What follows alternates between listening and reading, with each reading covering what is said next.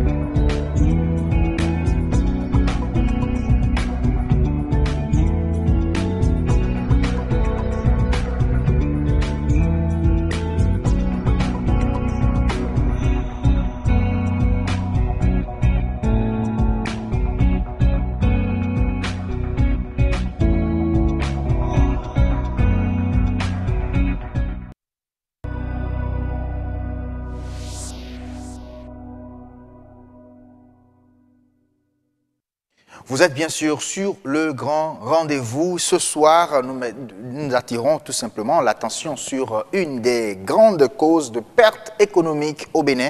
Il s'agit des maladies animales, une difficulté qui a pourtant des solutions et mesures préventives. Monde agricole les relève dans un instant. Ils travaillent pour le bien-être de tous. Il s'agit bien sûr des assistants sociaux. Ils informent la population sur leur rôle dans la société. Et nous allons faire tout simplement voilà une partie de cette campagne passe sur le grand rendez-vous ce soir. Restez avec nous pour donc mener cette campagne tout simplement sur nature et bien-être. Du biogaz, un produit comme d'habitude, bien évidemment, mais contenu dans des tanks fabriqués à base d'autres déchets. Et ça, c'est l'œuvre d'un jeune béninois à découvrir sur ce grand rendez-vous. Le management artistique, un métier en mal au Bénin. Des acteurs culturels nous diront que c'est la preuve tout simplement que le show business souffre au Bénin. Proposition de solutions tout à l'heure sur Horizon Culture. Et vous savez, le grand rendez-vous, c'est également le journal, le grand rendez-vous de l'information du développement. Et ce soir, nous serons en compagnie, bien sûr, d'un ancien mais nouveau visage sur, sur le 19h45. Bonsoir Héloïse Winator. Bonsoir Assiom. Au menu du 19h45 de ce soir, nous reviendrons sur les deux événements ayant marqué la journée d'hier, le 15 août, et c'était la fête de l'Assomption chez les chrétiens catholiques, mais aussi fête de l'IAM dans la communauté Marie. Comment les Béninois ont-ils vécu ces moments de prière et de réjouissance? Vous aurez les images. Nous allons parler aussi de l'insalubrité dans nos marchés, surtout à Dantokpa. Insalubrité due aux sachets plastiques qui n'offrent pas une belle image de ces lieux d'échanges commerciaux. Et enfin, un coup de projecteur sera fait sur le métier d'assistant social. Vous l'avez dit, qui est-il? Que fait-il dans la société? Prenez le rendez-vous à 19h45 pour le développement de tous ces sujets à Sioma. Plein feu donc sur les assistants sociaux, sur ce grand rendez-vous. Merci beaucoup à vous, Héloïse Winaton. On va vous retrouver tout à l'heure à 19h45 exactement pour le développement de ces différents titres annoncés, n'est-ce pas? Tout à fait. Tout à fait, d'accord. Allez, merci beaucoup. Allez, merci. La suite du grand rendez-vous, vous le savez, hein, c'est sur Monde Agricole. Oui, cette rubrique vient tout simplement ouvrir les plateaux de ce grand rendez-vous. On y va tout de suite.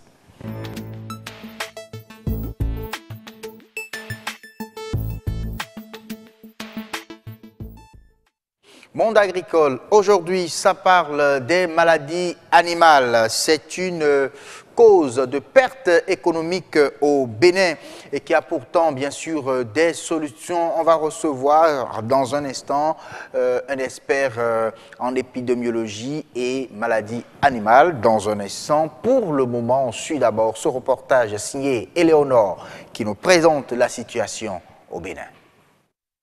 Le Bénin est un grand pays importateur de produits d'élevage. Cette situation explique son faible taux estimé à 17,2% au produit intérieur brut en 2014, contrairement aux autres pays de la CEDEAO qui ont chacun un apport de 44% en moyenne.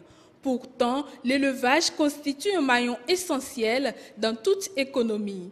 L'élevage contribue à la création de la richesse nationale et à la formation de ce que, en macroéconomie, nous appelons le revenu national.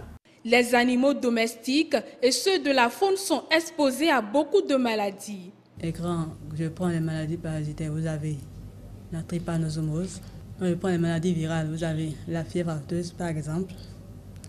Quand vous prenez les maladies bactériennes, vous avez la brucellose par exemple. Ces différentes pathologies sont liées à plusieurs facteurs d'origine diverses. Le fait que les animaux pâturent n'importe où, n'importe comment, n'est pas de nature à favoriser la santé des animaux. Et à un certain moment, sur toute l'étendue du territoire, il y a toujours de la verdure quelque part. Donc ça attire les troupeaux des pays environnants, surtout le Nigeria. Et vous avez le facteur transhumance qui est un facteur qui a beaucoup d'impact sur la propagation des maladies animales au Bénin. Selon l'Organisation de la santé animale de l'élevage, au moins 60 millions de tonnes de viande, 150 millions de tonnes de lait et une valeur de 300 milliards de dollars par an sont dues à des maladies animales dans le monde. Ces maladies tuent chaque année 18% du troupeau des producteurs des pays les moins avancés. C'est la preuve que ces pathologies affectent non seulement l'élevage, mais aussi l'économie tout entière. Vous avez des pertes en viande, en ce sens que l'animal, cette pathologie crée des plaies au niveau de la bouche des animaux. Et l'animal n'arrive plus à consommer la quantité d'herbe qu'il lui faut par rapport au poids de l'animal qui maigrit au fur et à mesure. Et quand nous prenons surtout les veaux, il y a aussi des plaies au niveau des traignons, des mamelles des vaches. Et le veau n'arrive plus à prendre le lait qu'il faut. Donc vous avez surtout la mortalité au niveau des veaux. Les différentes épidémies qui peuvent affecter l'élevage du bétail ou des volailles affectent donc le revenu de ces producteurs, de ces petits éleveurs. Et quand ça affecte leur revenu, de façon globale, ça finit par toucher l'économie nationale. Parce que les petites valeurs ajoutées que leur production apporte contribuent à la formation du PIB national. Et dès lors que les manques à gagner sont touchés et par un effet d'entraînement, le PIB sera grévé. Dans les ménages pauvres, les animaux constituent un moyen d'accumuler des capitaux pour faire face aux crises alimentaires. Voilà, on retrouve en plateau Mme Evelyne Roundje. Vous êtes experte en épidémiologie et contrôle des maladies animales. Avec vous, nous allons aborder bien sûr cette question concernant bien sûr les maladies animales qui se répercute bien sûr sur l'économie nationale. Alors, peut-on déjà... bonsoir d'abord, madame. Bonsoir, monsieur le Voilà, journaliste. merci d'avoir accepté notre invitation. Mais les maladies animales, peut-on les éviter au Bénin? Ce n'est pas possible parce que nous sommes avec les animaux. Même en ville, nous avons des animaux. Donc, éviter, étant donné que c'est un être vivant, à tout moment, il peut avoir des défaillances au niveau immunologique et sanitaire. Donc, on ne peut pas éviter. Plutôt qu'on peut prévenir et contrôler. Voilà. Alors, les pathologies sont-elles les mêmes ou ça change au fil des années? Bon, je dirais qu'on va plutôt aller dans le sens où, par espèce, on a des pathologies qui sont là de façon permanente. Quand je prends par exemple au niveau de l'espèce bovine, on a la tuberculose qui est là, on n'y peut rien. Pour le moment, on n'a pas encore de programme de prévention pour cela. Vous avez aussi la fièvre afteuse, qui est une maladie aujourd'hui à caractère mondial, économiquement importante parce que ça crée des pertes au niveau du lait, de la viande, et ainsi de suite. Donc, quand je prends par exemple l'espèce bovine, vous avez ça. Le Newcastle, par exemple, ça c'est au niveau de la volaille. On appelle ça communément enfant gore. Tous les ans, vous avez ça. Tous les ans, vous avez à une certaine période ce phénomène qui vient, cette pathologie qui survient au niveau de... Et est-ce que ça concerne les races locales ou c'est des races importées? Les deux races importées et locales sont affectées. Mais on parle pourtant des races qui sont résistantes, surtout celles locales. Oui, mais n'empêche que nous avons l'habitude de ne pas apporter des soins aux races locales, au niveau de l'espèce locale. Donc, elles sont exposées. Dès qu'il y a un peu de différence, vous allez voir au niveau du mois d'août où il y a un peu de fraîcheur. Oui, bien au sûr. niveau du mois de décembre où il y a un peu de fraîcheur, étant donné qu'ils sont livrés à eux-mêmes. Ces poulets sont livrés à eux-mêmes. Il n'y a pas de suivi sanitaire, donc on a toujours ces pathologies qui sont là. Et même au niveau de la race importée, on a de temps en temps des cas, même si on a des programmes de prophylaxie, il y a le fait qu'il y ait peut-être une cohabitation avec l'espèce locale qui est dans l'environnement, qui peut apporter, qui peut entraîner une épidémiologie, une épidémie plutôt, de façon ponctuelle et créer des problèmes Alors, de santé. Vous avez parlé d'une pathologie dont souffrent souvent les volailles, oui. Surtout au mois d'août, vous avez parlé de gore. Oui. Est-ce qu'on peut prévenir ça? Parce que c'est récurrent en fait. Bon, on peut prévenir, mais on a souvent cette tendance dans les pays en voie de développement ou bien sous-développés, on se dit l'animal n'apporte rien. Alors ça coûte quoi d'apporter des soins si ça n'apporte rien? Alors qu'en réalité, c'est un faux problème parce que vous voyez le nombre de poulets locaux, de poules locales plutôt qu'on consomme, surtout ces temps-ci, c'est inestimable. Si on doit faire un suivi pour cette espèce, je suis sûre qu'on pourra partir de la consommation locale et peut-être aller jusqu'à l'exportation. Très bien. Donc il suffit de prendre ça au sérieux. Et ça pourra peut-être... Donc c'est possible de prévenir ça? C'est possible de prévenir. Il suffit de suivre des programmes de prophylaxie et ne pas se dire, bon, ça n'a pas d'impact économique, c'est résistant, c'est pas vrai. Alors, prenons le problème des maladies animales au Bénin de façon générale. Est-ce qu'il existe une politique de contrôle de ces maladies au Bénin? Il y en a, mais le problème qui se pose, c'est qu'il y a le problème de moyens. Parce que, comme je viens de vous dire, c'est par espèce. Et nous avons au moins 5 à 6 espèces qui sont actuellement en cours d'élevage. C'est assez... Il y a même le gouvernement qui a voulu avoir en temps des filières d'élevage. Et je prends par exemple les bovins qui sont là, les petits ruminants, ovins et caprins. Vous avez les lapins, qui aujourd'hui c'est aussi en vogue pour la consommation. Vous avez la volaille qui est là. Vous avez les olacodes. Donc, il faut d'abord qu'il y ait une politique au niveau étatique pour dire nous allons prioriser le contrôle des maladies. Ce qui n'existe pas, c'est ça? Ça existe, mais je dirais que on n'en a pas fait. Bon, il y a un manque de moyens par rapport quand je prends chaque espèce. On n'a pas de programme en tant que tel pour chacune des espèces. On a un programme pour tout le secteur élevage, alors que chaque espèce a sa pathologie qui l'affecte. Qui l'affecte en réalité.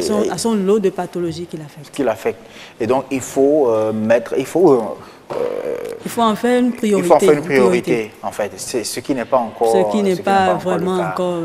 Parce que quand je prends par exemple les pays de l'Afrique de l'Est, aujourd'hui ils en ont fait une priorité de sorte qu'ils arrivent à exporter au niveau du marché européen, ce qui leur apporte en retour des subsides et fait augmenter leur PIB à un certain niveau. Et ça dit que c'est impossible d'exporter ces produits-là sur le marché européen, ce n'est pas possible. Venant du Bénin? Ce n'est pas évident.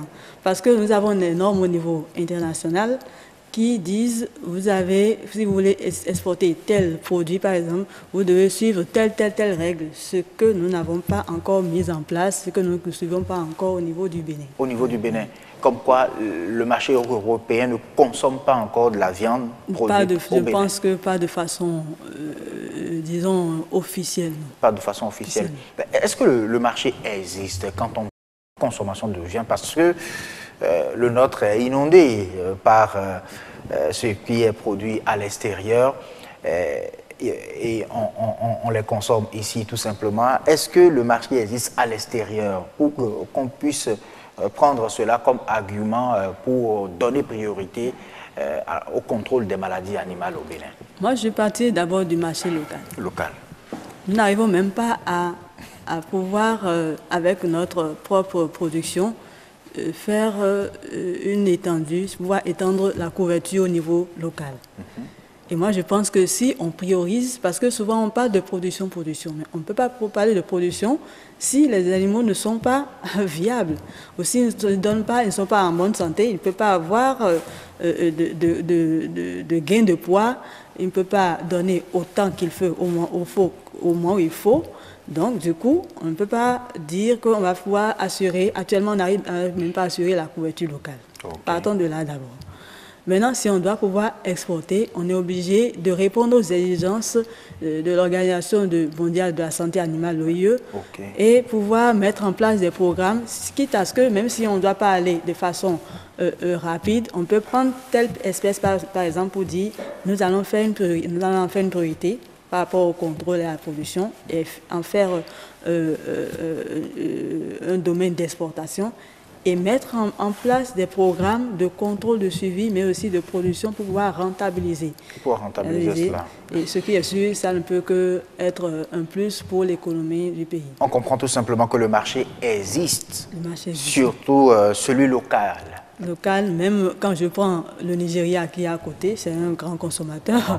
En temps, j'ai même appris que le Nigeria a refusé les produits importés. Pourquoi ne pas aller dans ce sens d'abord?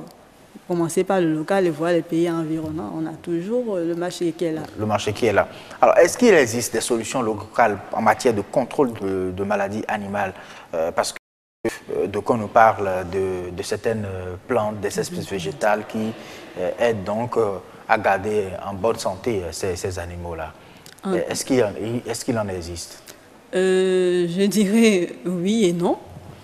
Parce que nous avons fait des études sur les plantes nous n'avons pas fait une étude, mais on a répertorié les plantes que les éleveurs utilisent habituellement pour pouvoir faire le suivi de leurs animaux. Parce qu'il y a un problème au niveau des médicaments vétérinaires. D'abord, il y a un problème de disponibilité. Quand vous voyez le Bénin, on dit le Bénin est petit, mais il est vaste. Vous allez dans certains coins où on n'arrive pas à avoir les médicaments disponible pour l'éleveur, alors il prend ce qui est sous sa main, qu'il connaît depuis le temps de ses ancêtres, pour pouvoir soigner ses animaux. Donc, il y a aussi le prix du médicament qui n'est pas toujours accessible. Donc, ils sont obligés de prendre les plantes et puis ils ont leur méthode. On a fait d'abord le répertoire de ces méthodes et on est en train d'avancer maintenant sur le fait qu'il faut tester un par un de façon scientifique pour voir si effectivement on prend telle pathologie, est-ce que quand les éleveurs l'utilisent, est-ce que ça a un effet ou pas? Ou pas. Merci beaucoup à vous. J'espère bien qu'après les résultats obtenus de ces expériences, que vous reviendrez sur le plateau, exposer cela à nos téléspectateurs qui sont de gros investisseurs et qui suivent vraiment cette émission. Vous leur promettez cela? Oui, et on leur lance aussi un appel pour dire nous avons aussi besoin de financement parce qu'une étude, c'est, comme le dit l'autre, c'est les coûts et le suivi. Il faut donc financer les recherches au Bénin pour qu'on puisse vraiment évoluer. Merci beaucoup à vous. Merci, monsieur Madame Moundier. À très bientôt. Vous restez avec nous le temps qu'on accueille bien sûr les assistants sociaux. Eux, ils travaillent pour le bien-être de la société et plein feu sur eux aujourd'hui, je dirais même depuis le début de cette semaine sur le grand rendez-vous. C'est nature et bien-être à présent.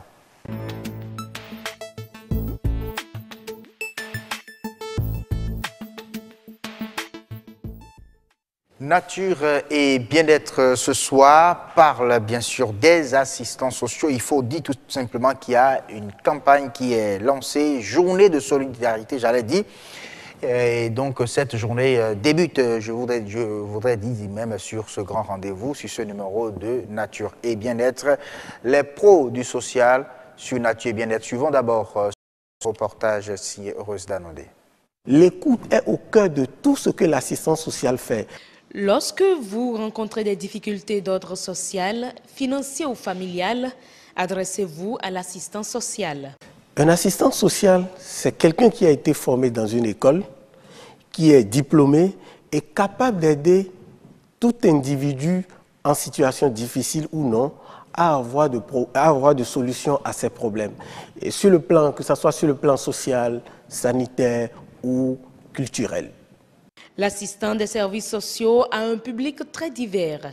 Qu'il soit chômeur, personne dépendante, surendettée ou migrante, l'assistant social l'aide à trouver des solutions adaptées et durables. Lorsque vous êtes personne en situation difficile, soit vous avez été victime d'un incendie, l'assistance sociale vous écoute, évalue les besoins avec vous et vous accompagne en faisant un dossier de secours pour que l'État vous aide en matière de feuilles de tôle, en matière de vivre ou non-vivre. L'assistance sociale accompagne également les femmes victimes de violences. L'assistance sociale travaille également avec les personnes de troisième âge, que ce soit au niveau de la santé, que ce soit au niveau des services sociaux scolaires, dont l'assistance sociale est au cœur du développement. Bien qu'étant très sollicités, les domaines d'intervention de l'homme restent encore mal connus du citoyen lambda. Assistants sociaux au Bénin, moi, c'est les gens ONG qui viennent en aide aux enfants orphelins, les enfants démunis, les enfants de rue, qui viennent, aussi des gens qui viennent en aide aux femmes qui n'ont pas les moyens. Un assistant social a pour, selon moi, de l'harmonie entre l'enfant et ses parents biologiques ou marraines, celui qui, comme tuteur, s'occuper de ses enfants, les amener à être en harmonie, à vivre en société, généralement dans leur famille. S'ils sont en difficulté et s'ils sont dans la rue, les ramener à leur famille pour les aider à améliorer leur situation de vie en quelque sorte. Un assistant social, lui, fait son œuvre sans s'attendre quelque chose. Et disons, il fait juste par compassion. Les jeunes diplômés ne peinent pas à trouver leur premier emploi et ce sont les collectivités territoriales qui sont les plus gros pourvoyeurs de postes, mais le secteur privé n'est pas du reste. La plupart du temps, les assistants sociaux au Bénin travaillent dans la fonction publique ou dans le privé. En fonction de leur structure ou bien de l'institution qui les accueille, les rôles sont diversifiés. Quand je prends par exemple un centre de promotion sociale, l'assistance sociale dans le domaine de la protection de l'enfant accompagne ces enfants-là dans leur prise en charge. Ça peut être prise en charge psychologique ou bien c'est un enfant qui veut apprendre un métier. L'assistance sociale l'accompagne. C'est l'enfant même qui dit concrètement ce qu'il veut, donc on l'écoute et on l'accompagne dans la prise en charge, dans sa prise en charge globale. Face au vieillissement de la population, à l'augmentation de la précarité ou encore à la complexité des démarches administratives, l'assistance sociale est de façon particulière recherchée et sa place dans la société n'est plus à démontrer. En plateau avec Inès Fatokun, elle est étudiante, assistante sociale et présidente du comité d'organisation de la journée de solidarité. Bonsoir. Bonsoir, monsieur le journaliste. Merci d'avoir accepté notre invitation. Vous apprenez à être pro du social, c'est ça, on peut le dire comme ça? Oui, on peut le dire comme ça. Bonsoir, heureuse dame. Bonsoir, M. Mgaba. Très heureux de je suis très heureux en fait de me retrouver entre deux grandes et belles dames, voilà, pour parler, pour mettre la lumière sur les pros du social aujourd'hui. Du social, tout à fait. Et il faut dire qu'elle est déjà assistante sociale. Déjà, hein? Et maintenant, elle revient encore à l'école, elle retourne à l'école pour plus de formation. Okay, sinon, elle est déjà assistante sociale. Tout à fait. Alors, une journée de solidarité, Asiom l'a dit, on met en lumière les assistants sociaux, les professionnels du social. Pourquoi vous décidez de consacrer une journée au social, à la solidarité, vous, assistants sociaux? Merci beaucoup, madame la journaliste. Je tiens d'abord à rappeler que la journée de solidarité est instaurée depuis plus de 10 ans. Depuis plus de 10 ans à l'école supérieure des assistants sociaux qui est dans l'enceinte de la faculté des sciences et des sciences de la santé. De la santé. Ah, donc ce sont les étudiants assistants sociaux qui organisent ces journées de solidarité. Oui. Ce sont les étudiants assistants sociaux qui l'organisent. Oui. Et cette journée vise plusieurs objectifs, dont le premier, le principal, c'est de renforcer le brassage entre nous les étudiants à l'école. Oui, parce que force est de constater qu'on passe tous les 3 ans ensemble sans se connaître. Il y a les étudiants qui sont au niveau de la première année, deuxième année et troisième année. Donc, on passe les 3 ans sans que certains étudiants de la première année ne connaissent pas leurs frères ou leurs aînés de la troisième année. Puisque en troisième année, après la troisième année, l'assistant social, il est diplômé, il va travailler sur le terrain. Donc, l'objectif est de renforcer le brassage entre nous les étudiants. Et de ce brassage doit naître une chaîne de solidarité. C'est-à-dire? C'est-à-dire que on va s'apprendre à se connaître. Et là, la solidarité commence par naître. Là.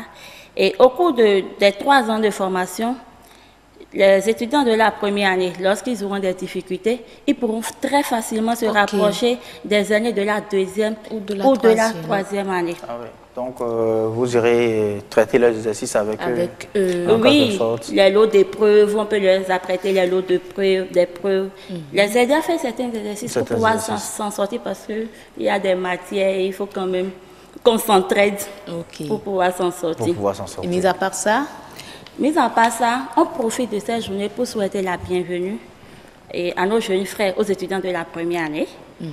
Et dire au revoir aux étudiants de la troisième année. C'est pourquoi cette journée est entièrement organisée par les étudiants de la deuxième année. Puisque nous sommes une classe intermédiaire entre la première et la deuxième année, et la troisième année. Donc, lorsque nous étions en première année, ceux de la troisième année actuelle étaient en deuxième année. Eux, ils nous ont accueillis. Donc, nous profitons pour souhaiter la bienvenue aux étudiants de la première année pour qu'ils ne se sentent pas seuls, pour qu'ils sachent qu'ils ont des aînés qui sont là et qui sont prêts à les soutenir. Mais tout ce que vous dites là, qu'est-ce que le peuple gagne? Qu'est-ce que la population gagne de cette journée de solidarité? Est-ce qu'il y a quelque chose organisé pour la population, à l'endroit de la population? Bon, oui. D'abord, dans un premier temps, la fête est... la journée est d'abord dédiée aux étudiants. Et de là, les étudiants vont commencer par acquérir certaines aptitudes, certaines attitudes qui pourront les aider plus tard sur le terrain à pouvoir mieux prendre en charge la population qu'ils doivent desservir. Donc, au cours également de cette journée, on profite pour montrer la noblesse de notre métier. Quelle est la noblesse du métier? Oui, nous sommes là pour le bien-être de la population, puisque nous sommes proches. C'est un métier noble. Hein. Ah, mais oui, c'est vraiment un métier noble. Ça, je le reconnais. Ça, je le dis. Parce que quand vous arrivez à aider une personne à sortir d'une situation, d'un problème, il y a la satisfaction morale qui est là. Vous-même, vous êtes fiers de ce que vous avez fait. Et de ce travail, nous, au fait, nous ne donnons pas du poisson. Nous apprenons aux gens à pêcher plutôt. Donc, quand on arrive à aider une personne à sortir d'une situation avec, naturellement, sa pleine participation, bien sûr, cette personne, dès qu'elle sera épanouie, pourra à son tour aider ses autres pairs à également sortir de leur situation. Ok. Donc, vous voyez un peu la noblesse.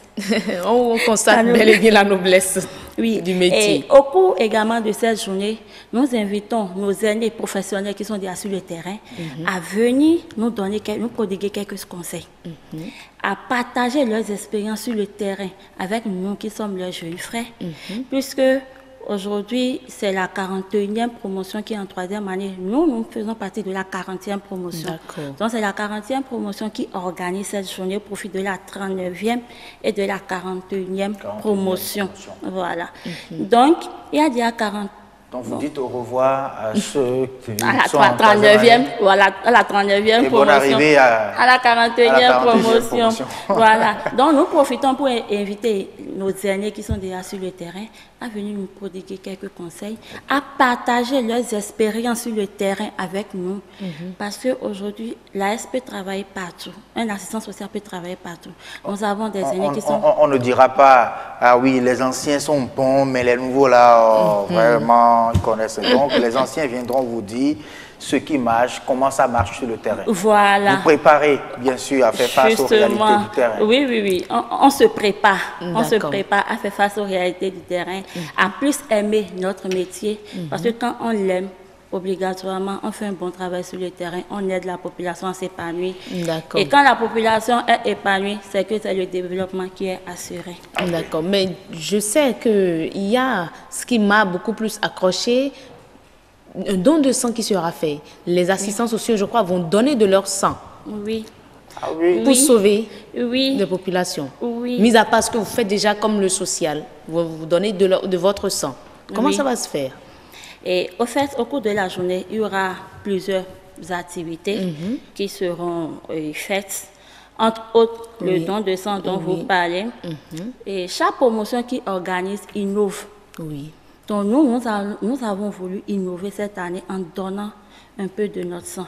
Puisqu'on sait que quand on donne du sang, on sauve des vies humaines. Et nous sommes dans une faculté qui forme des médecins, des pharmaciens. Il y a la kinésithérapie qui est là, l'odontologie, la nutrition, les assistants sociaux. On se dit qu'on ne peut pas être dans une telle école prestigieuse et ne pas pouvoir aider nos frères et sœurs qui ont besoin de nous. Donc c'est de là, on veut organiser le vendredi à 9h un don de sang pour pouvoir aider, sauver nos frères et sœurs qui en ont besoin. Donc, de commun accord, bien sûr, avec l'Agence nationale pour la transfusion sanguine. Oui, de commun accord avec eux. Donc, il y aura le don de sang le vendredi dans la matinée. Et nous allons quand même aider la population, sauver des vies humaines. Et par ailleurs, je profite pour inviter les gens de bonne volonté à venir également en donner. Voilà, en donner, parce que les gens en ont besoin. Effectivement. Les gens en ont besoin. Merci beaucoup. Merci aussi. Oui. Et entre autres, excusez-moi, je tiens à préciser que c'est vrai, nous sommes des assistants sociaux, nous sommes des étudiants, mais il y a également des talents qui sont cachés parmi nous. Donc, c'est le samedi que nous allons montrer au public ces talents. Entre autres, il y aura la chorégraphie, l'interprétation et autres, les défilés et autres. C'est en quelque sorte une journée culturelle, socio-culturelle, on peut le dire ainsi. Oui. Organisé par les professionnels du social. Voilà, par les étudiants de la 2e année à l'École supérieure des assistants sociaux. D'accord, merci beaucoup. Merci Rose Danondé, merci Madame Fatokoun, étudiante, oui, vous êtes étudiante. Actuellement, je suis étudiante. Voilà. Assistante sociale et présidente du comité d'organisation de la journée de solidarité. Merci beaucoup à vous et bien des choses à tous les autres pros du social qui sont donc au Bénin et partout, d'ailleurs même dans le monde entier.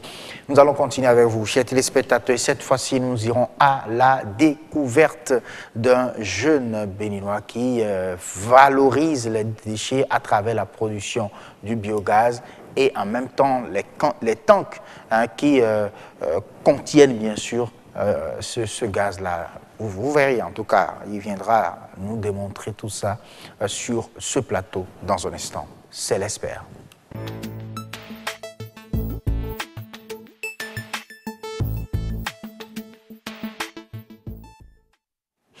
Oui, du biogaz produit comme d'habitude, mais contenu dans des tanks fabriqués à base d'autres déchets. Vous voyez, c'est la valorisation presque à 100%, valorisation optimale, je dis, des déchets au Bénin. C'est l'œuvre d'un jeune béninois qui est déjà sur ce plateau, Mardoché Sewayi. Il est ingénieur en valorisation des déchets. Bonsoir. Bonsoir, monsieur le journaliste. Comment allez-vous? Je vais très bien, par la grâce de Dieu. Allez, un plaisir de vous retrouver sur ce plateau, surtout avec votre invention.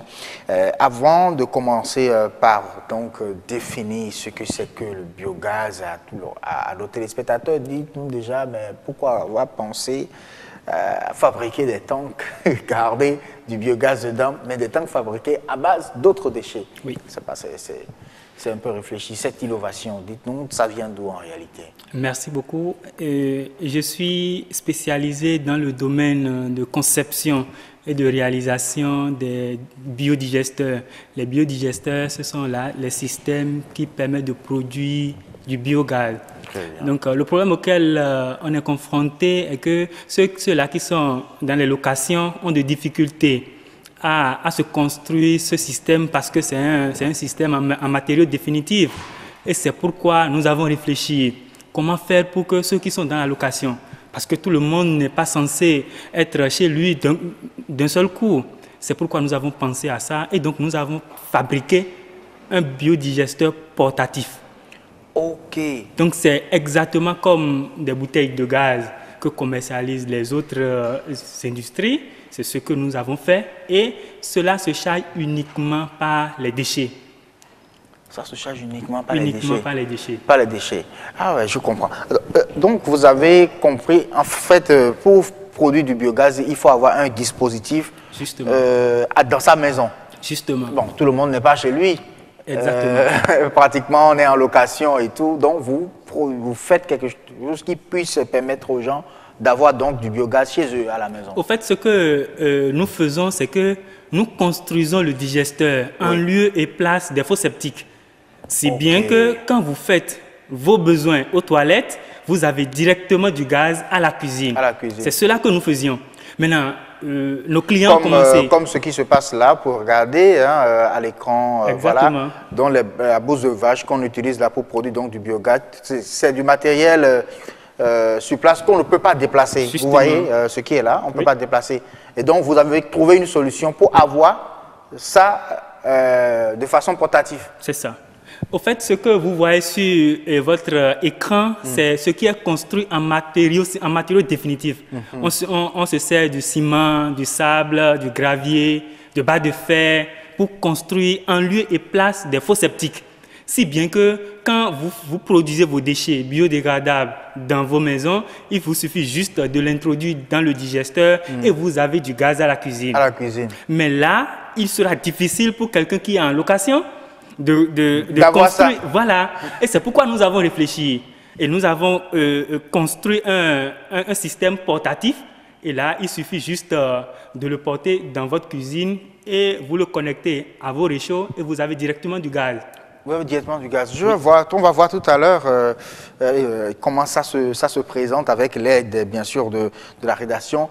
Donc, ce n'est pas que vous produisez le gaz et que vous mettez ça dans les tanks. Non, pas du tout.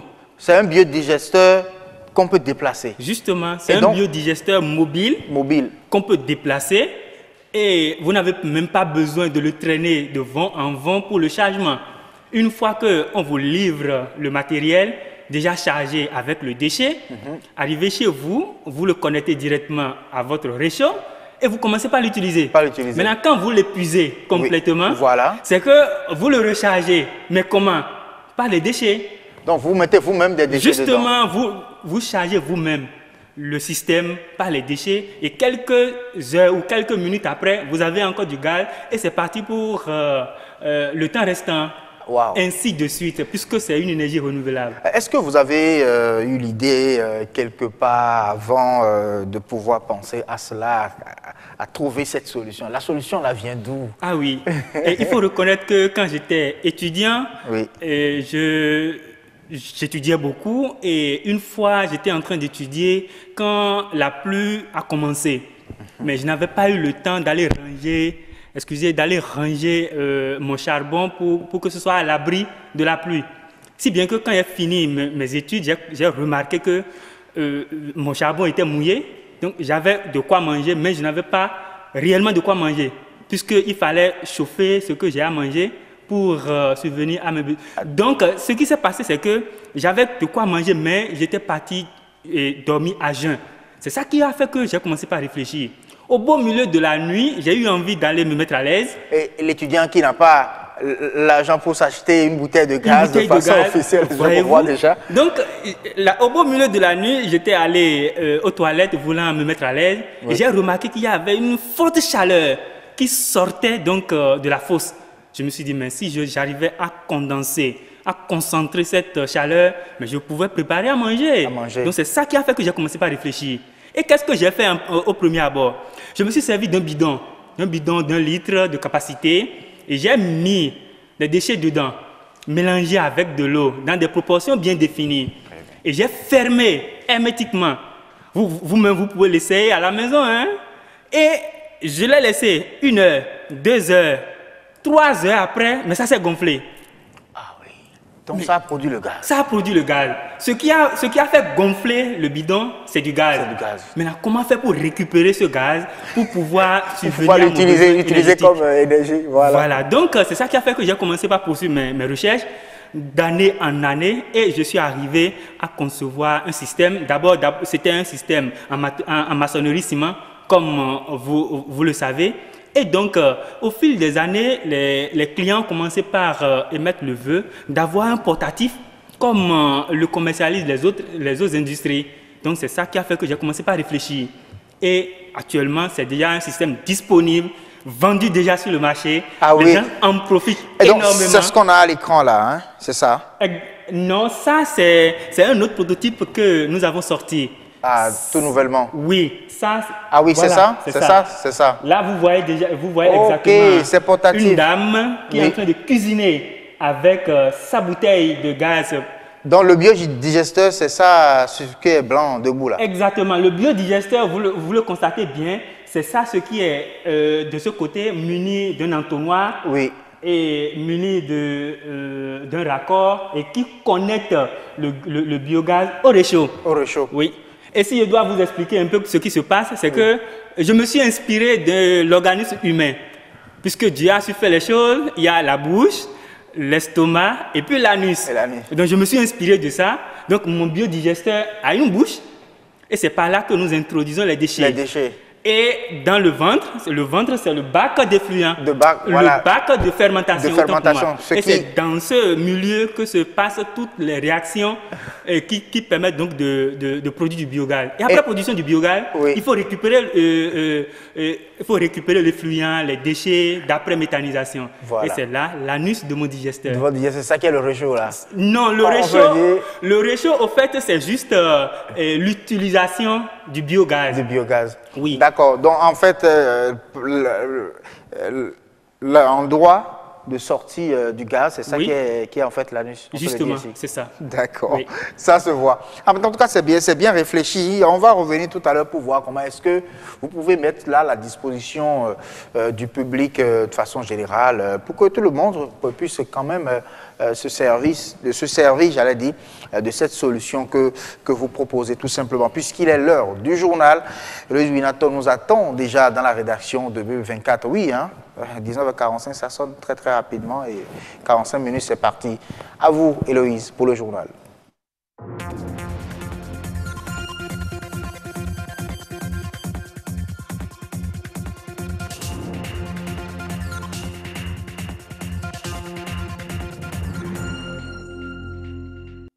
Bienvenue dans le 1945, voici le sommaire.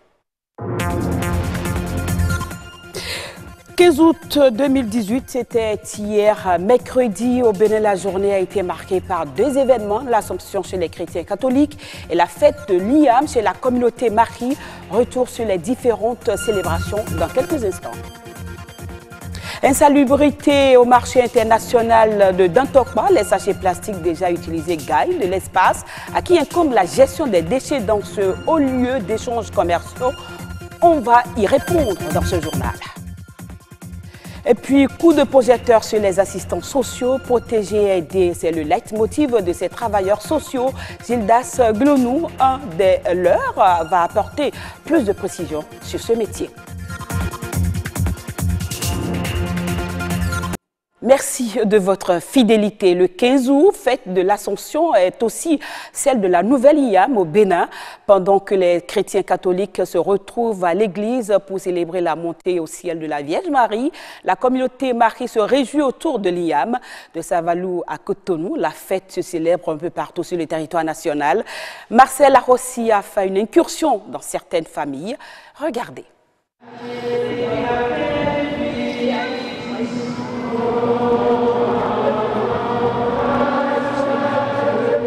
Voilà qui s'achève l'office qui consacre l'élévation de la Vierge Marie au ciel. Place maintenant à l'office du vin. C'est la fête de l'IAM. On va continuer la fête en célébrant la fête de l'IAM. On va célébrer la fête de l'IAM. Donc tout à l'heure, on ira prendre un bon plat d'igname pilé, arrosé du vin. C'est un jour exceptionnel pour les ressortissants du centre du Bénin. L'occasion de remercier la Providence pour l'abondance de la récolte. Loin de Savalou, la fête a lieu à Cotonou. Je donne l'occasion à mes frères, mes parents qui ne sont pas allés au village de se joindre à moi ici et qu'on fête ensemble. Et on partage la nouvelle IAM. Savalou, c'est loin.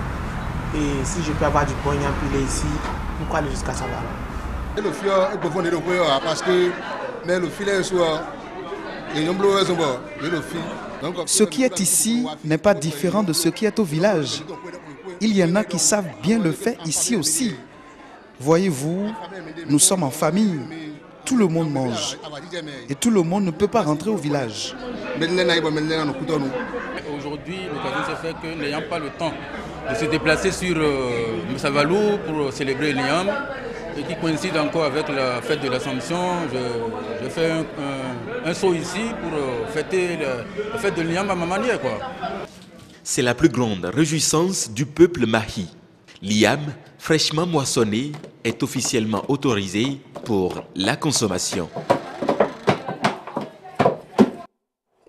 Faisons maintenant un petit détour dans le marché d'Antokpa. Les sachets plastiques, vous savez que l'utilisation des sachets plastiques est interdite au Bénin. Pourquoi? Parce qu'ils constituent des déchets pour l'environnement. Eh bien, certains de nos marchés, notamment le marché international d'Antokpa, offrent un désolant spectacle auquel s'exposent les usagers. Y a-t-il de mesures prises pour la gestion des déchets plastiques dans ces lieux d'échange commerciaux? Que faire pour mieux les assainir? Élément de réponse dans ce reportage de Frutu Amoussou et Lazare Migan. Dans Tokba, le plus grand marché du Bénin végète dans une insalubrité totale. Vendeuses et acheteurs cohabitent avec les ordures dominées par les sachets plastiques.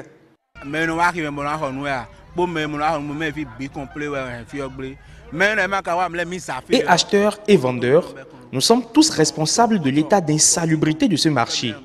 Quand nous balayons les lieux, nous ramassons les ordures dans des paniers pour les jeter au bord de la lagune. Nous n'avons pas d'éboueurs. Malgré la clôture, les ordures sont jonchées un peu partout.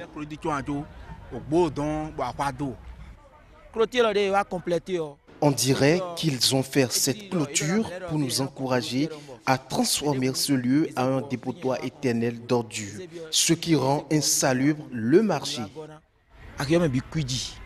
Face aux nombreux désagréments qu'occasionnent ces déchets sur l'écosystème, les mesures ont été prises pour lutter contre la commercialisation des sachets plastiques sur le territoire béninois.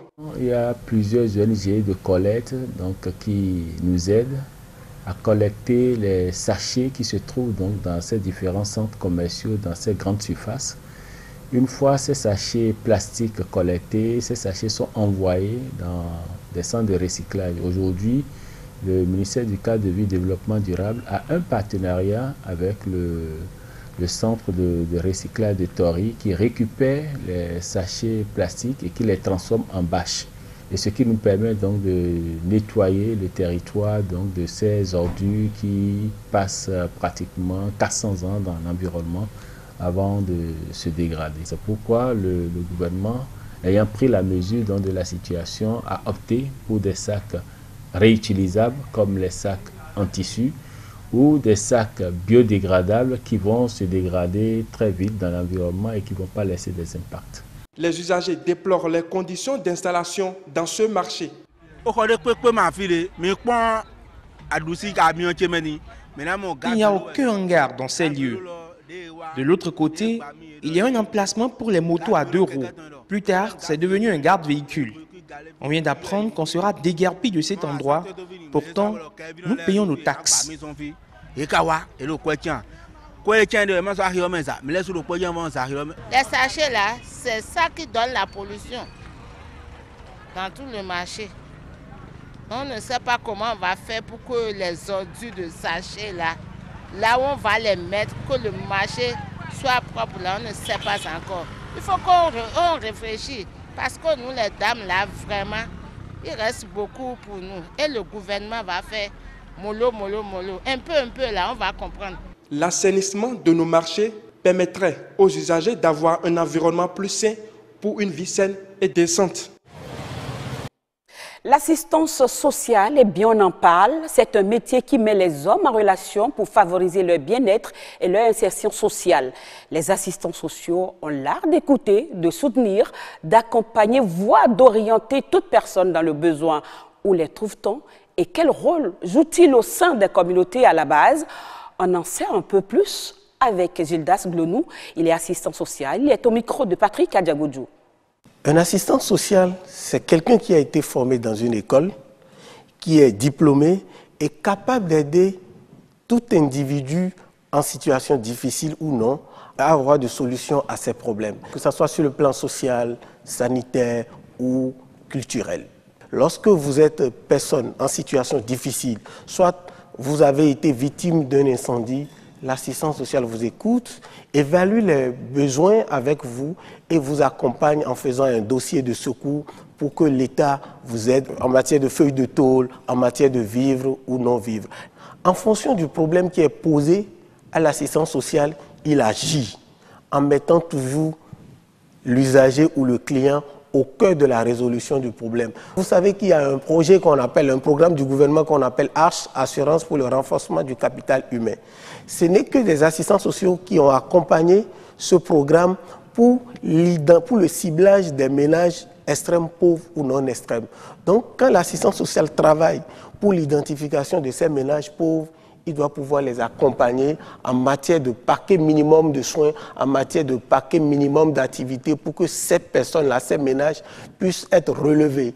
On peut trouver les assistants sociaux dans les centres de promotion sociale. On peut les trouver au ministère des Affaires sociales. On peut également les trouver dans les ONG, dans le secteur privé, dans les entreprises, dans les hôpitaux. Les assistants sociaux sont même en clientèle privée. Actualité à l'étranger, en bref et en images, on parle de ce licenciement en masse, faute de rentabilité. La compagnie de minière Pan African Resources, à 2 heures de route de Johannesburg, poursuit le dégraissage de son personnel. Déjà 1710 agents sont mis au chômage. L'or a nourri pendant des années le développement industriel de l'Afrique du Sud, mais cette ère semble aujourd'hui révolue. La baisse des cours du métal jaune, l'épuisement des réserves qui impose de creuser plus profondément la hausse des salaires des mineurs et la baisse de la productivité sont entre autres les raisons de ce licenciement massif des mineurs. Et puis, en France, dans l'Hexagone, le député des Côtes d'Arnor et de la République en marche, Hervé Berville, remettra à Emmanuel Macron son rapport sur la modernisation de la politique partenariale d'aide au développement et de solidarité internationale. C'est dans la perspective de la semaine des ambassadeurs que le chef de l'État français lancera le 27 août prochain le document de 96 pages qui s'ouvre sur le constat, le trajectoire des pays en développement sera inéluctablement différente de celle qu'ont pu connaître les pays européens, américains et asiatiques. Il mentionne également que tout est interconnecté, urbanisation accélérée, pauvreté persistante et terrorisme. Mesdames, Messieurs, ce sera tout pour ce 1945. Merci de votre fidélité. Merci beaucoup à vous, Héloïse Winator. Rendez-vous donc demain, certainement, pour une autre édition du 1945. Le grand rendez-vous va continuer, cette fois-ci avec notre expert. Il s'agit bien sûr de Mardoché Sewaï qui a inventé, je dis, son biodigesteur portatif, on peut le dire ainsi. C'est un biodigesteur portatif. Vous pouvez amener n'importe où. Vous avez à Gros quelque part, vous pouvez le ou bien vous êtes vendeuse de Atako TV au bord de la route, vous pouvez déplacer votre biodigesteur au bord de la voie et puis vous faites ou bien dans votre baraque pour faire la cuisine tout simplement. Mais pourquoi pas? Pourquoi pas. Alors, comment mettez-vous alors cette solution à la disposition, je veux dire, du public? Ok, merci beaucoup, monsieur le journaliste.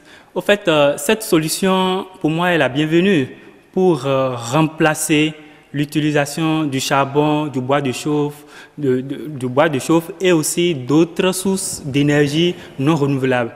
Okay. Donc, si nous pouvons, ou bien si chacun peut s'approprier de ce dispositif, alors là, terminer avec les problèmes de bois de charbon, bois de chauffe, charbon, ainsi de suite, puisque vous n'êtes pas sans savoir que l'utilisation de ces sources d'énergie non renouvelables ne sont pas sans conséquence sur l'environnement, sur la santé humaine et autour de nous.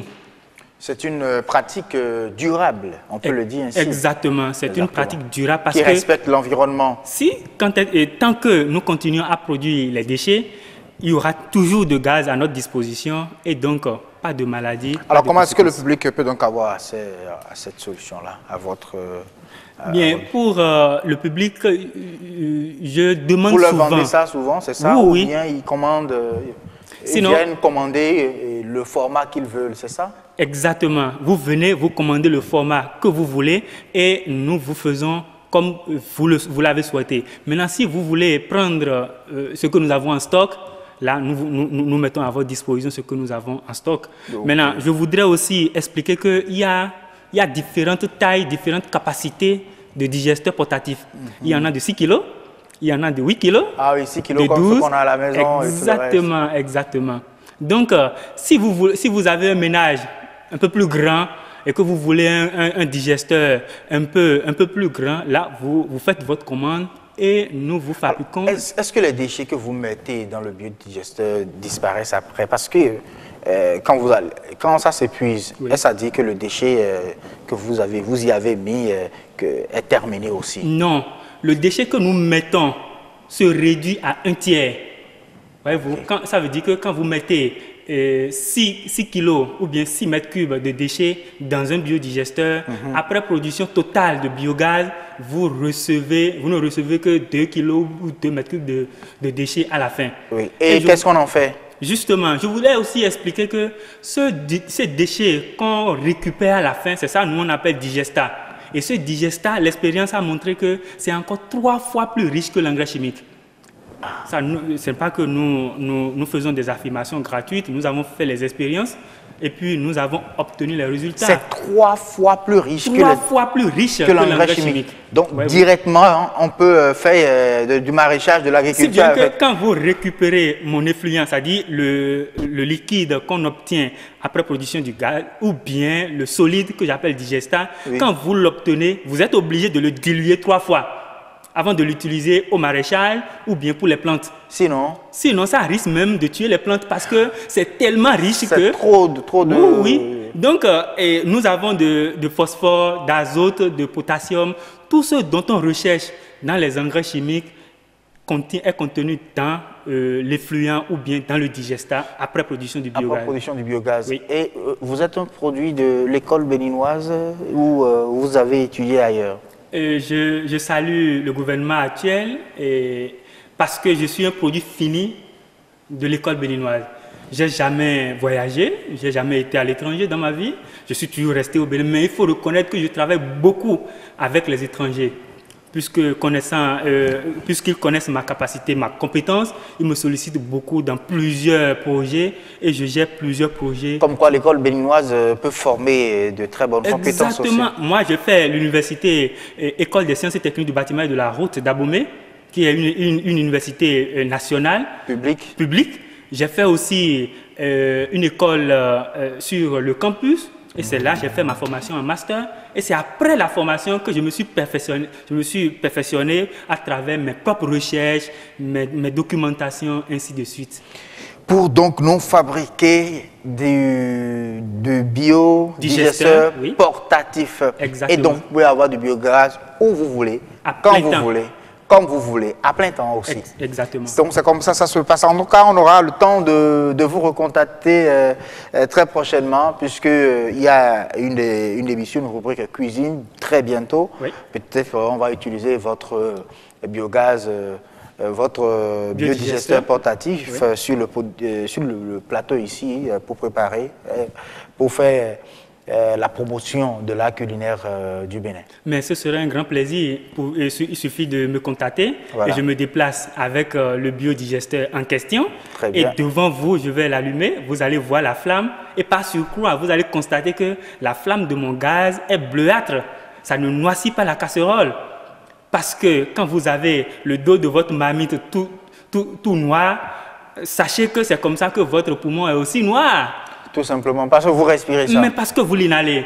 Alors que moi, ce que je propose, c'est que ça ne noircit pas la casserole. Après préparation, vous pouvez le constater. Hein. En tout cas, au moment opportun, nous allons faire les démonstrations sur le plateau et vous allez constater. J'espère qu'il n'y a pas de danger autour de ça, hein, à utiliser. Parce que souvent, on parle du gaz avec des problèmes qu'il y a.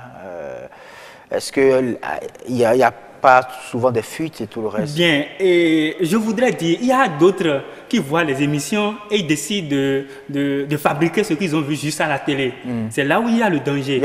Vous ne comprenez pas la compétence ou bien l'intellectualisme qu'on a mis en jeu pour avoir ce résultat. Ne tentez pas. Ne tentez pas. C'est juste le risque. Hein. À part ça, il n'y a pas de risque. Allez, contactez le professionnel. Il est là.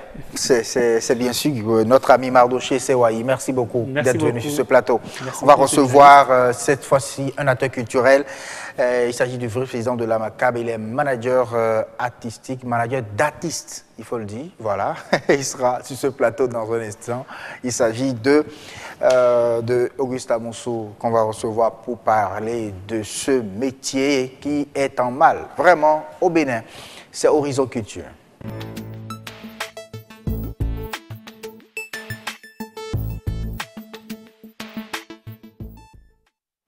Oui, c'est encore une des preuves que le show business au Bénin souffre effectivement, puisque le métier de management artistique est en mal. Vraiment, au Bénin, on ne sait vraiment pas, manager ou coursier, qu'est-ce qu'il gagne en réalité. Ça souffre dans ce domaine, c'est vrai. Mais il faut également qu'on apprenne à le faire, effectivement, puisqu'on ne se lève pas, on ne se décrète pas manager d'artiste. Tout ça, vous aurez les outils pour savoir en réalité comment être un bon manager d'artiste dans un instant. Suivons d'abord ce reportage signé Narcisse qui nous présente le métier et la situation au Bénin.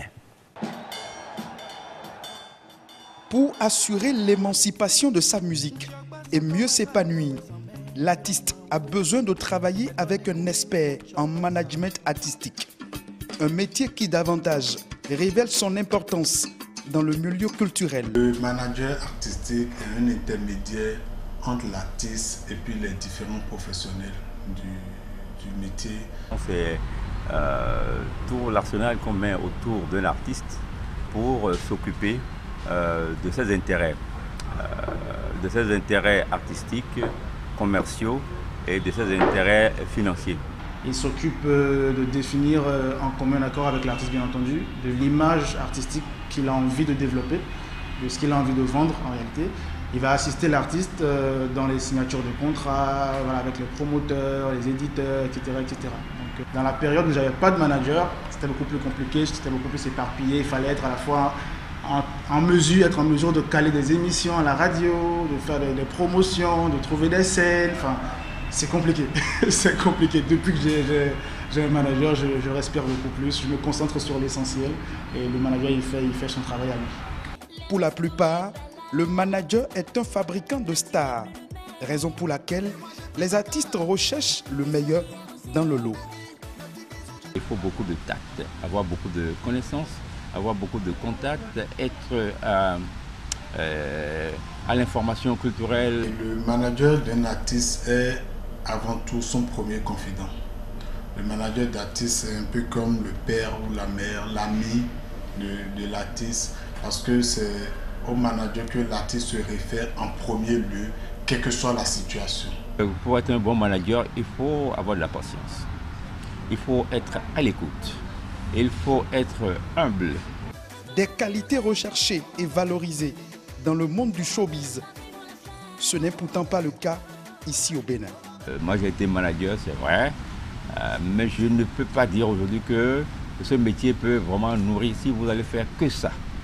Ici, au Bénin, aujourd'hui, ce sera vraiment difficile. Manager au maximum, il touche 20 à 25% au maximum sur le cachet d'un artiste. Et quand je prends l'environnement dans lequel nous sommes ici, très peu d'artistes vivent de leur art. Donc si le manager, c'est celui-là qui va gagner 20% ou 15% de l'artiste, donc je ne pense pas que le manager soit à l'aise financièrement.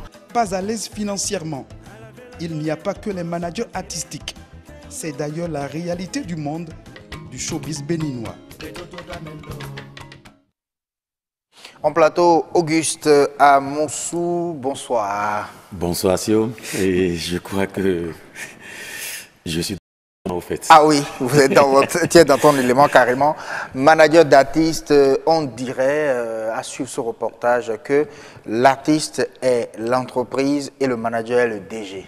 On peut le dire ainsi? En tout cas, je ne dirais pas seulement que l'artiste est l'entreprise, le manager, le DG, parce que entre les deux, il y a quelqu'un qui s'invite qu'on appelle le producteur, qui est celui-là qui est le bailleur de fonds. Quand ça devient comme ça, c'est le producteur, l'entreprise, et peut-être l'artiste, le produit, et le manager, le vendeur du produit. Le vendeur du produit. C'est en quelque sorte ça. Donc le manager n'est pas le coursier de l'artiste. Pas du tout. Au début, je vais peut-être vous étonner. Ceux qui sont à leur début peuvent vivre cela. Parce que moi, mes débuts, d'abord, j'étais tout à la fois. C'était le coursier, c'était l'agent commercial. Je faisais tout à la fois parce que je ne maîtrisais pas en ce moment-là les normes de ce métier. Mais il faille que je me réveille très tôt, que je dise il faut aller à une formation. Parce que quand vous êtes dans un métier, vous devez quand même aller à la recherche d'un certain nombre de principes, d'un certain nombre de comportements qu'il faut avoir. Ce qui m'a amené vers les formations. Et c'est après ces formations-là que j'ai découvert comment doivent véritablement se comporter. Et être manager, c'est un principe. Et être manager d'un artiste, c'est toute une équipe. Ce n'est pas seulement le manager qui gère, mais autour du manager aussi. Il y a tout un tas de personnes qui travaillent. Donc, je peux vous solliciter, vous, en tant que chargé de communication. Je peux solliciter l'autre en tant qu'attaché de presse. Je peux solliciter l'autre qui vient en tant que directeur artistique. L'autre peut intervenir en tant que coursier, parce qu'il faut quand même, c'est une entreprise. Et puis, c'est tout ça là qui fait le métier, en fait. Ah oui. Là, ça se comprend mieux. Le manager, il ne doit pas être seul à faire le travail, à travailler avec l'artiste. Pas du tout. Je donne juste un exemple. C'est une équipe de management. Je donne juste un exemple. Aujourd'hui, le web est plus développé, la promotion artistique. Le manager n'est pas un webmaster. Vous devez faire appel à quelqu'un qui maîtrise les réseaux sociaux, les rouages, qui a quand même la manière. Un community manager. Un community manager qui vient à votre service. Et tout ce travail-là que vous faites, c'est vous qui gagnez. C'est au nom du manager et de l'artiste, mais en dessous, il y a beaucoup qui travaillent. Je prends le cas d'un animateur radio, d'un animateur radio-télé. Donc c'est tout ça là qui fait l'artiste, le succès que nous voyons, il y a tellement de personnes en bas de ça, mais c'est seulement l'artiste et le manager que l'on voit. C'est pourquoi je voudrais saluer tous ceux-là qui sont dans l'ombre et qui font un travail acharné pour ce résultat-là que nous avons, que nous bénéficions et qu'on nous reconnaît. Qu'on vous reconnaît. Mais voilà. ce métier, on dit que ça ne nourrit pas au Bénin. Pourquoi? Je l'appelle parfois un métier ingrat. Oui, parfois. Parce que d'abord, ce n'est pas reconnu, ce n'est pas dans nos tests ici. Vous n'irez nulle part. Non, ce n'est pas dans nos tests, c'est maintenant que nous travaillons pour asseoir cela. Nourrir son homme, je dirais oui et non. Ça dépend de quel artiste vous rencontrez. Ça dépend de quel artiste vous rencontrez et le succès que l'artiste a. Et du sérieux de cet artiste-là. Ça veut dire qu'au début, vous devez travailler. Vous devez travailler. C'est pourquoi pratiquement bénévole. Déjà, vous devez être dans le projet. L'artiste doit comprendre, ou le producteur doit comprendre que le manager fait partie du projet, doit travailler pour le projet pour que les résultats viennent. Okay. Parce que parfois, il arrive des moments où vous travaillez avec un artiste, vous rentrez dans le projet et après, vous n'êtes plus là. Mais c'est un autre manager qui vient, qui récolte les fruits. Parce que le travail que vous commencez tout de suite, peut-être c'est dans 3 mois ou 4 mois que vous aurez les résultats. Et ces résultats-là, c'est peut-être des mécènes qui ont besoin de cet artiste-là, c'est peut-être des structures qui ont besoin peut-être de l'image de l'artiste. C'est peut-être, disons, un réalisateur qui a besoin de la chanson pour un film. C'est peut-être, bon, tous ceux qui sont dans cette chaîne-là, qui ont besoin forcément de cet artiste, c'est en ce moment-là que les fruits sortent. Mais vous n'êtes plus là. C'est pourquoi il faut sécuriser cela par un contrat professionnel. Quelqu'un a parlé de 15% ou 20%. Oui, 15%, mais ça varie, mais réglementairement, sur le plan mondial, c'est 20%. Vous prenez 20% sur quoi? Sur les revenus nets de l'artiste. C'est clair. Sur les revenus nets de l'artiste, le manager reçoit 20%. Donc, il va jouer, par exemple, vous avez 20%. 20% là-dessus. Ouais. Il vend les CD, vous avez aussi les 20%? Oui, tout ça, mais il arrive des moments où, bon, vous prenez le cas où tout n'est pas réglementé ici. Normalement, selon le contrat, normalement, tout ce qui est fait. Parce qu'avant la vente d'un contrat, il y a une promotion. Très bien. Dans la promotion, le manager intervient. C'est lui que peut-être qu'on voit sur les plateaux de télévision. C'est lui qui prend tel contact avec telle ou telle personne pour pouvoir développer tout ça. Et c'est ça qui va vers la vente. Où quand on connaît l'artiste, où l'artiste, on découvre l'artiste, on va à la recherche de ses produits. Dans ces ventes-là, il y a un travail qui est fait au préalable et le manager, lui aussi, doit gagner. Il y en a qui se décrètent manager, bon, ils sont là, et je suis le manager de tel artiste, et c'est lui seul, vous voyez partout, c'est lui seul qui veut tout faire, ou bien parce qu'il est animateur radio, bon, rapidement, il devient manager d'un artiste et tout le reste. Cela n'est pas interdit. Il y a plein d'animateurs qui deviennent managers parce qu'ils sont dans la chaîne de promotion. Mais il est quand même normal que cet animateur-là aille à la formation pour comprendre un peu le métier. Parce que moi, j'ai été victime de ça. Où j'ai emmené un artiste pour une première émission. Après, c'est l'animateur qui a reçu cet artiste-là avec moi sur l'émission qui devient après le manager de l'artiste. Vous comprenez un peu? Et c'est les fruits qui sont sortis de tout ça. Il n'y avait pas eu de contrat, c'est ça? Non, mais même si vous avez de contrats, c'est d'abord verbal. C'est normal qu'on ait des contrats et que quand il y a des litiges, que l'on se présente à un tribunal ou tout cela pour trancher. Mais d'abord, c'est déjà verbal. La personne que vous avez en face de vous, si la personne ne partage pas, vous attendez quoi? Parce que la personne peut inventer juste. Parce que dans les clauses, il y a peut-être quelque part où quand le manager faillit, il faut quand même le décharger. Même si on vous décharge, vous avez travaillé sur un produit et vous devez percevoir encore pendant un temps. Les tests le disent. Voilà. Vous comprenez un peu? Mais un artiste peut se lever et inventer peut-être ce qui n'existe pas. Mais comme cela n'est pas dans la nomenclature des métiers au Bénin, par exemple, quel test cadre en fait le métier de management artistique au Bénin? Bon, d'abord, vous avez un contrat. Le contrat professionnel, vous avez tout ce qui est dedans, qui sont déjà les prérogatives, disons, tout ce que le manager doit faire, et de l'autre côté, l'artiste, le rôle que l'artiste doit jouer. C'est défini par qui? C'est vous, mais vous entendez ça? Non, mais vous attendez, parce que ça varie. Ça varie. Je veux parler de la durée, par exemple. Je peux avoir un truc d'1 an, comme de l'autre côté, on peut l'avoir 2 ans ou au-delà. Ça dépend de la confiance ou le projet que vous portez ensemble. Vous comprenez un peu? Donc, vous avez dit que c'est un métier qui n'est pas reconnu au Bénin, c'est dans aucun test et tout. vous trouvez, concevez les contrats là sur la base de quoi? Les contrats, d'abord, il y a des contrats types qui existent. Puisque ce métier existe à travers le monde, il y a des contrats types qui existent. Vous prenez ces contrats types et vous l'actualisez au contexte de chaque pays. De chaque pays. Et ça dépend aussi, parce que si vous avez un artiste qui veut peut-être rester sur le plan national, ça diffère. Dans le contrat, vous n'allez pas peut-être avoir des clauses qui disent, bon, vous devez travailler sur les chaînes à l'international pour faire sa promotion, ou bien pour prendre des contacts. Il y a des artistes qui ne bougeront, qui sont des artistes locaux. Il y en a qui seront et locaux et sur le plan international. Donc ça, tout dépend. Vous devez voir un peu le contexte et puis l'artiste que vous avez en face et quel genre de musique. Parce que, au fait, on ne va pas finir.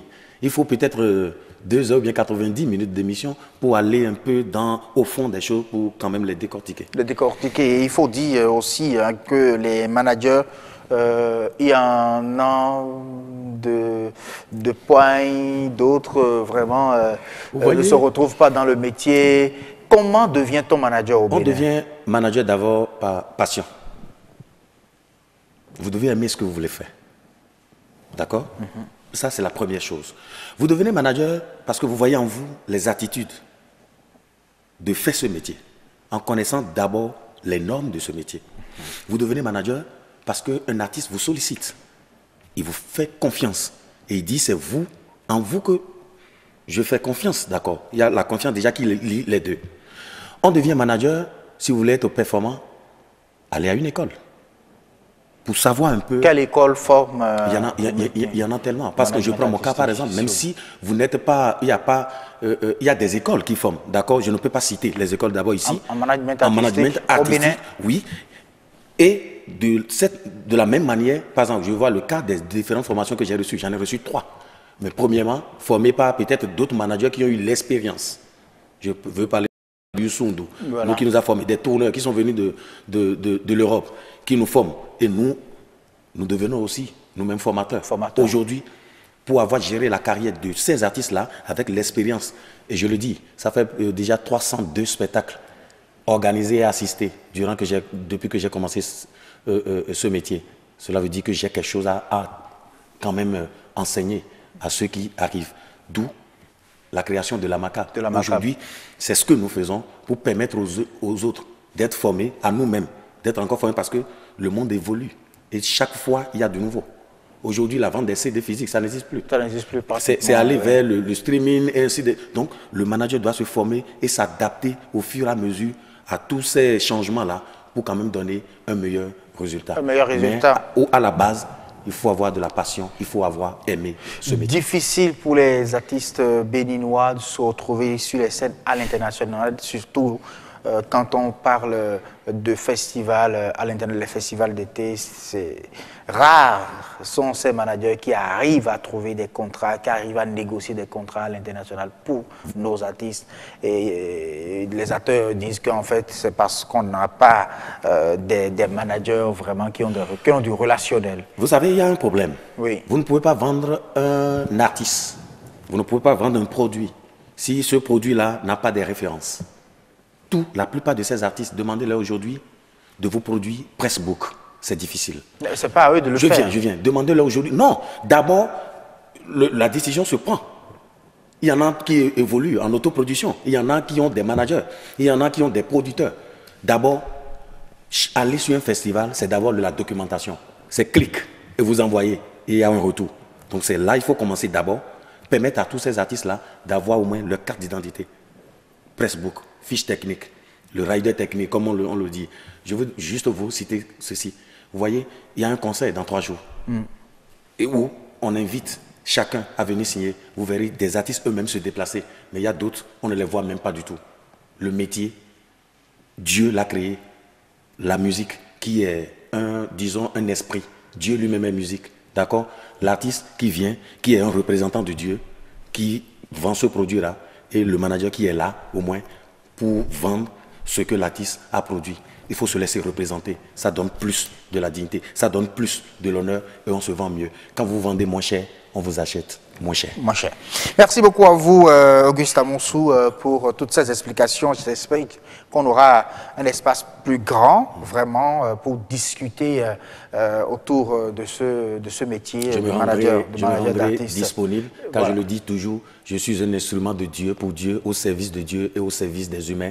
Et surtout au profit de la culture de mon pays. Merci beaucoup à vous pour cet engagement. Le grand rendez-vous sur la toile à présent, l'Actu Web.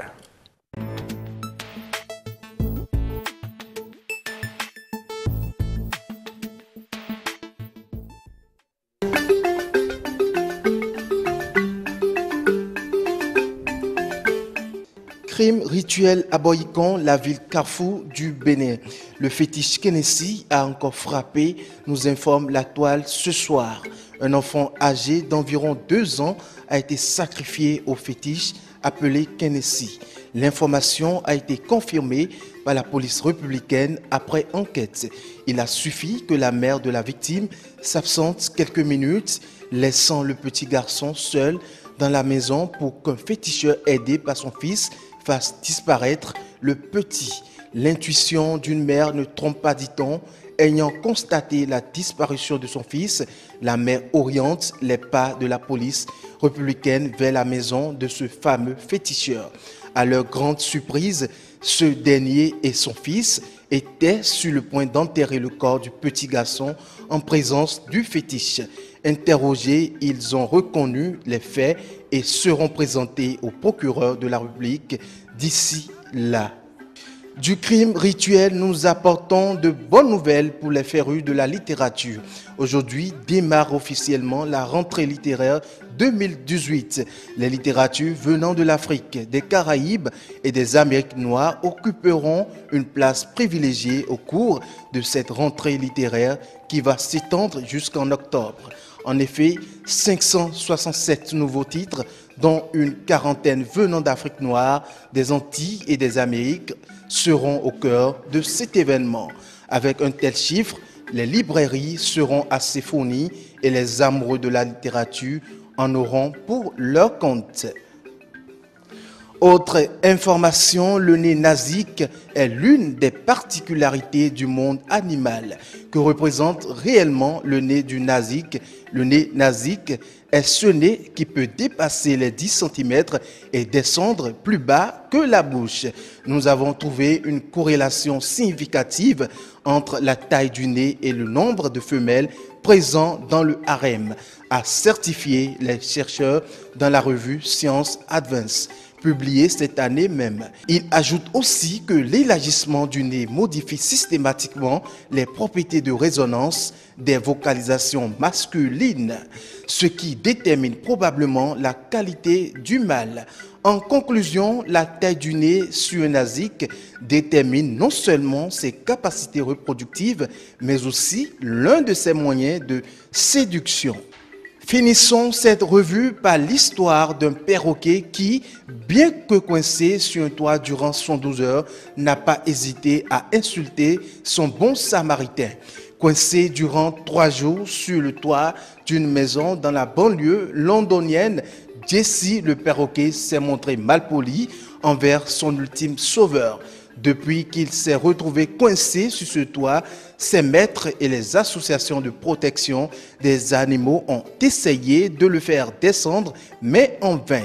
Préoccupés, ses propriétaires ont fait appel aux pompiers. À peine monté sur le toit, Jesse n'a pas hésité à insulter le soldat du feu à plusieurs reprises avant de s'envoler vers un autre toit, puis une branche, rapporte Closer. Fin de cette revue web. À demain pour d'autres informations croustillantes.